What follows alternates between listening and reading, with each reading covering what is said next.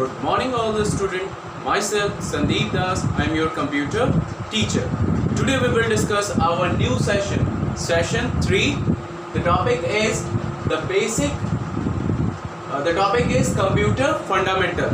आज हम लोग न्यू सेशन 3 को देखेंगे जिसका टॉपिक है आपका कंप्यूटर फंडामेंटल. ओके, सो आज इस सेशन में हम लोग कुछ टॉपिक को देखेंगे. सबसे पहला जो टॉपिक होगा आपका the basic organisation of a computer. The first topic is basic organisation of a computer. In this basic organization of a computer there are some topic included. सबसे पहला जो basic organisation of a computer में वो आपका input unit, उसके बाद आपका CPU central processing unit, the third one is output unit. ये तीन आपका जो यूनिट है ये आपके basic organisation of a computer में इंक्लूड है. देन आपका जो टॉपिक है CPU and its component. CPU and its component. CPU and its component में उसके तीन पार्ट्स होते हैं. सीपीयू के तीन पार्ट्स होते हैं. वो है आपका पहला मेमोरी यूनिट, दूसरा ALU arithmetical logical unit, arithmetic logical unit, and third one is control unit. तो ये तीन पार्ट आपको सीपीयू में और उसके कंपोनेंट में देखने को मिलेंगे.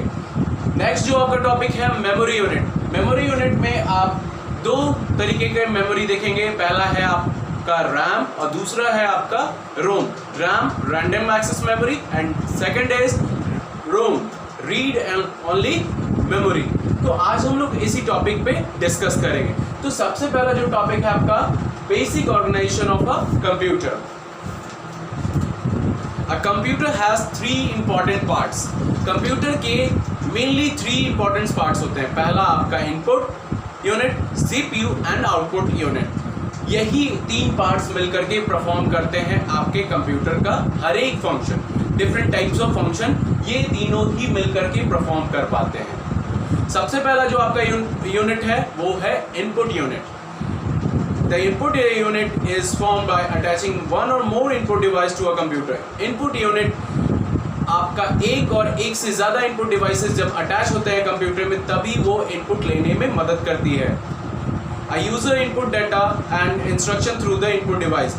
यूज़र इनपुट डेटा को इनपुट देता है कंप्यूटर में और वो इनपुट डिवाइस के ज़रिए आपके कंप्यूटर तक पहुंचता है. जैसे आपका इनपुट डिवाइस कीबोर्ड हो गया, माउस हो गया, तो ये सारे इनपुट डिवाइस इनपुट ले करके कंप्यूटर तक पहुंचाता है. The input unit is use to provide data to the processor for further processing. उसके बाद इनपुट अब यूजर से ले करके वो डेटा को प्रोसेसर तक पहुंचाता है जो आगे का प्रोसेसिंग करेगा. नेक्स्ट है आपका CPU central processing unit. It is the main unit of the computer. इसे मेन यूनिट माना गया है और इसे ब्रेन ऑफ द कंप्यूटर भी बोला गया है. It control all the internal and external devices of a computer. ये सभी डिवाइसेस चाहे वो हमारा इंटरनल हो या आपका एक्सटर्नल डिवाइसेस हो, ये सारे डिवाइसेस को कंट्रोल करता है. Perform arithmetic and logical operation. ये सीपीयू हमारा अर्थमेटिक और लॉजिकल ऑपरेशन को भी परफॉर्म करता है. Due to very small size the CPU referred as a microprocessor. इसका जो साइज छोटा होने के कारण इसे एज अ माइक्रो प्रोसेसर बोला गया है. Micro processor chips contain million of transistor. एक छोटे से माइक्रो प्रोसेसर में ऐसे बहुत सारे छोटे छोटे चिप्स, मिलियन ऑफ चिप्स उसमें इंसर्टेड है. The transistor work together to store and manipulate data so that the microprocessor can perform a wide variety of function. Transistor एक साथ उसमें स्टोर होने के कारण वो हमारे डेटा को मैनिपुलेट फास्ट वे में इफ़िशिएंट तरीके से करता है प्रोसेसर, और उसके बाद वो हमारा हर एक फंक्शन को एक वैरायटी प्रोवाइड करता है. कौन? हमारा microprocessor. The speed of CPU is determined by the number of instruction execute per second which is measured by megahertz. जो सीपीयू की जो स्पीड होती है वो मेजर्ड वो नंबर ऑफ इंस्ट्रक्शन पर एग्जीक्यूट करती है पर सेकेंड के हिसाब से, और वो हमारा एग्जीक्यूट करता है वो मेजर्ड होता है मेगाहर्ट्ज के रूप में. ठीक है. The next is output unit. The output unit is formed by attaching the output device to a computer. Output unit output device को अटैच कर करके हम लोग कंप्यूटर में यूज करते हैं।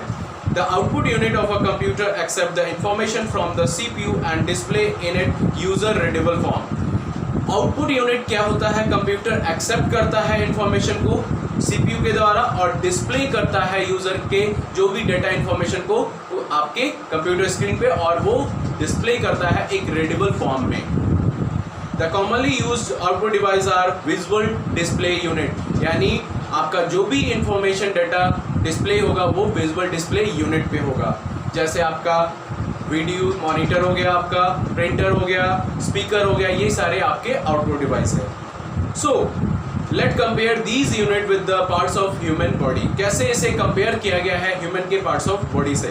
पहला इनपुट, कंप्यूटर का इनपुट डिवाइस हमारा कीबोर्ड हो गया, ठीक है, जो इनपुट लिया जाता है वो आपका कीबोर्ड और माउस। ह्यूमन बीइंग का जो रिसीव होता है इनपुट वो कैसे होता है? हमारा eyes, ears, nose, mouth, these are the input device. Okay, अब आता है सेकंड पार्ट सीपीयू। सीपीयू में 3 पार्ट होते हैं, memory unit, ALU and control unit. So पहला जो आपका मेमोरी यूनिट होता है कंप्यूटर के मुकाबले में ये डाटा इंस्ट्रक्शन को स्टोर करता है मेमोरी यूनिट में, लेकिन इंसान का जो दिमाग होता है वो स्टोरेज करता है इस काम के लिए, ठीक है। ALU arithmetical logical unit operation करता है आपके डाटा को और फंक्शन करता है एएलयू अर्थमेटिक कैलकुलेशन टाइम, ठीक है। और इंसानों को अर्थमेटिकल लॉजिकल यूनिट को डाटा को परफॉर्म किया जाता है बाय ब्रेन, यानी इंसान अपने दिमाग से ही अर्थमेटिक लॉजिकल ऑपरेशन को परफॉर्म कर पाएगा। Control unit CU, control unit control the functioning of the component of the computer. Control unit सारे फंक्शन को कंट्रोल करता है, जो भी हमारे डिवाइसेस है उनको सारा कंट्रोल यूनिट के जरिए कंप्यूटर करता है। Brain control the functioning of the body, हमारा जो ब्रेन होता है, इंसान का जो ब्रेन होता है वो सारे बॉडी को कंट्रोल कर पाता है। The output, after processing the output is display on the monitor, output in the form of soft copy और हार्ड कॉपी। जब प्रोसेसिंग करने के बाद जब आउटपुट डिस्प्ले होता है हमारे कंप्यूटर मॉनिटर पे, ठीक है, वो हमारा किस फॉर्म में होता है? या तो सॉफ्ट कॉपी में या तो हार्ड कॉपी में। और जो इंसानों का आउटपुट होता है वो वॉइस और एक्शन के फॉर्म में होता है। Okay student, so CPU and its component. CPU के 3 कंपोनेंट्स बताए थे आपको। पहला आपका मेमोरी यूनिट, दूसरा आपका ALU arithmetic logical unit, third one is control unit. Okay, सबसे पहला हम देखेंगे वो है आपका memory unit. The memory unit is the principal storage of the computer. ये सबसे मेन प्रिंसिपल माना गया है कंप्यूटर के स्टोरेज के लिए। It store both data and instruction, ये स्टोर करता है डेटा और इंस्ट्रक्शन को साथ में। The data and instruction can also be stored permanently in this unit so that they are available whenever required. Data और instruction आपका stored होता है permanently आपके कंप्यूटर सिस्टम में, इस यूनिट मेमोरी यूनिट में। इन फ्यूचर कभी भी आप उसे रिक्वायर्ड हो पाए तो आप वहाँ से एक्सेस कर सकते हैं, ठीक है, एक्सेस ले सके। The memory unit is linked with other part of the computer and send them the data when needed. Memory unit वो लिंक होता है दूसरे पार्ट से, जब ज़रूरत होती है डाटा को सेंड करना होता है तो हम सेंड कर सकते हैं। मेमोरी यूनिट को 2 भागों में बांटा गया है। मेमोरी यूनिट को 2 भागों में बांटा गया है, ठीक है। पहला आपका इंटरनल मेमोरी, दूसरा आपका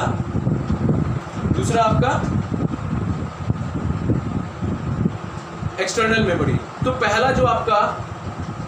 आपका जो इंटरनल मेमोरी है, every computer has a certain amount of memory usually referred as the main memory. हर एक कंप्यूटर के पास अपना अमाउंट ऑफ मेमोरी होता है जो मेन मेमोरी एज अ काम करता है। They also called the internal memory and the primary memory. उसे हम इंटरनल मेमोरी या तो प्राइमरी मेमोरी कह सकते हैं। Primary memory is a place where data and program are stored temporarily as long as they are being executed.